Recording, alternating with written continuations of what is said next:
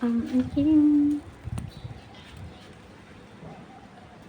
tanglad, ang malunggay, ang pangit na ng dahon.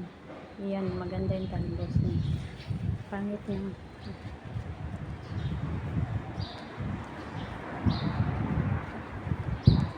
Lakas ng hangin. Mag-harvest tayo ng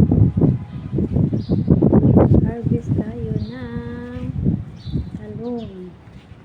Ang daming bunga ng talong. Ang cute, oh.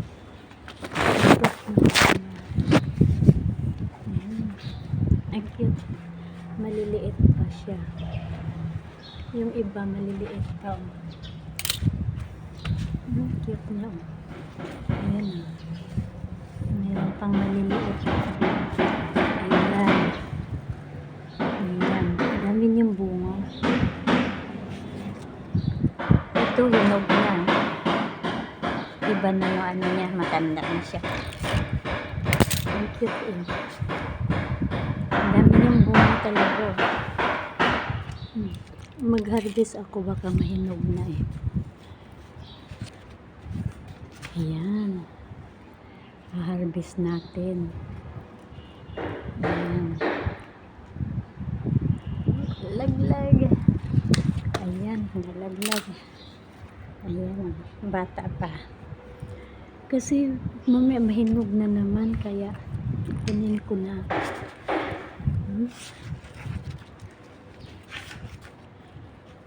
Ayan, sana. Ito. Habang bata pa, kukunin ko na siya. So, mas maganda pa yung bata, diba? Ayan, mag-harvest ako. Ilan na? Dami pang bunga. Ayan. Daming bunga niya. Ang dami niyang bunga talaga. Ayan, dami pang ayan, ang cute. Ang dami niya pang bunga, pero kuhain ko na yung dalawa habang bata pa siya. Baka mamaya mahinog kagaya dito. Nahinog na siya. So kuhain ko na. Ayan, dami ng bunga. Ang cute. Ang cute niya, ang daming bunga. Diba? Ang dami niyang bunga. Maliliit pa.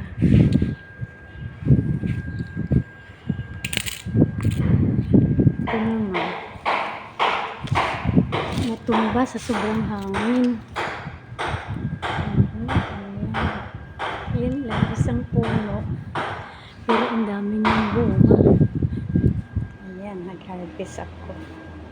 Tapos, hindi ako makakuha ng malunggay. Nadilay yung ano niya, pangit. Pangit ng tubo ng malunggay. Tapos, kukuha ako ng dito, eh. Pinagsama-sama kasi pagtanim ng ano, eh. Ayan, oh, marami din siyang sili. Nilagyan ko ng sili, oh. Tapos, ito, pwede na ba itong, ito pwede na itong kainin, eh. Ginger. Kinuha ko na kaagad, baka mamaya, eh, mahinog ba? Dalawa. Diba? Halo ko malunggay, alagbati. Ayan. Ito naman. Pwede na rin itong i-harvest. Nagpangit na yung kulay ng dahon niya. Yan o, ginger. Pwede na yan. So guys, ayan lang.